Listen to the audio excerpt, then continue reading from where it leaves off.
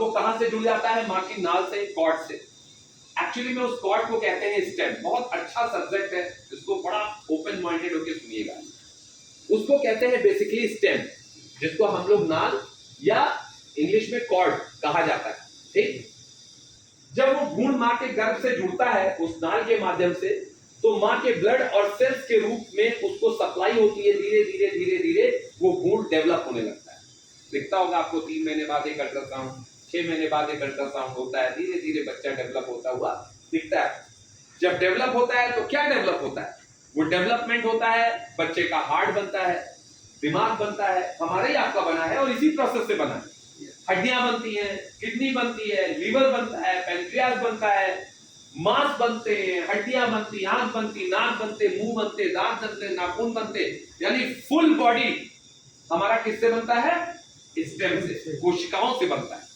हाँ, हमारा ऑर्गन्स जितने भी हैं, चाहे एक्सटर्नल चाहे इंटरनल, किससे बने हैं? स्टेम से। अब होता क्या है, ये जो पूरा प्रोसेस होता है वो 8 से 9 महीने का होता है, और 8 से 9 महीने बाद एक छोटा सा भ्रूण क्या किस चीज में परिवर्तित हो जाता है?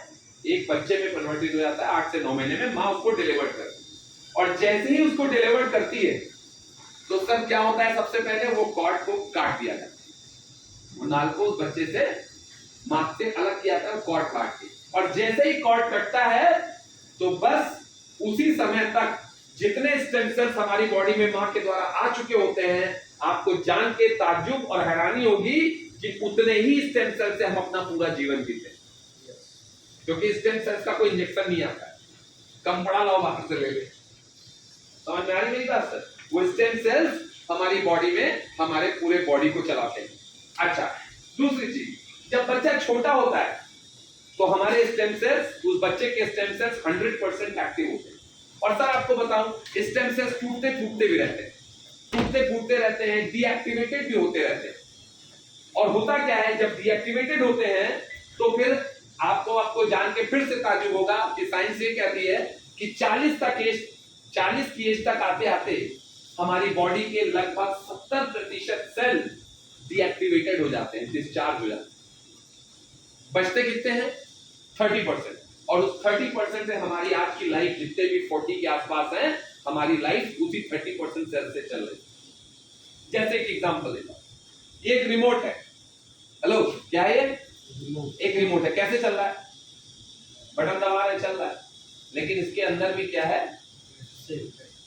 क्या है सर? सेल है। अब ये सेल को जैसा इस्तेमाल करेंगे तो ये सेल धीरे धीरे क्या होगा सर? ये डाउन हो जाएगा। अब सेल दो तरह के आते हैं, एक सेल जिसको चार्ज कर सकते हैं, और नहीं तो इस सेल को पूरा बदलना पड़ेगा। That's it. अब सेल बदलने वाली कोई प्रक्रिया अपने अंदर नहीं है। तो यही कारण होता है जब उसे स्तर बॉडी पे हमारी बॉडी पहुंचती है तो हमारी बॉडी में कुछ परिवर्तन आते हैं। और परिवर्तन कैसे आते हैं? जैसे एक बच्चा अगर बीमार पड़ता है, बुखार आया उसको, तो सब देखो तड़पड़ सही हो जाता है, वो खेलने खालने में 3-4 दिन में फिट हो गया, क्योंकि उसकी बॉडी के जो सेल है वो 100% एक्टिव है। अब 40 तक केस तक आते आते हमारी बॉडी की जो 70% सेल है वो तो सो चुके। तो जब हमारा रिमोट का सेल वीक होता है तो हम क्या करते हैं?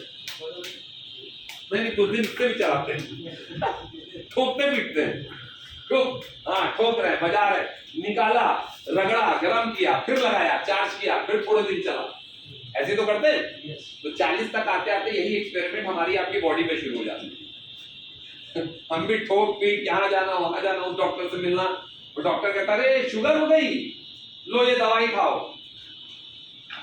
एक बार शुगर की दवा शुरू हुई, फिर तो दवा कहाँ है वो?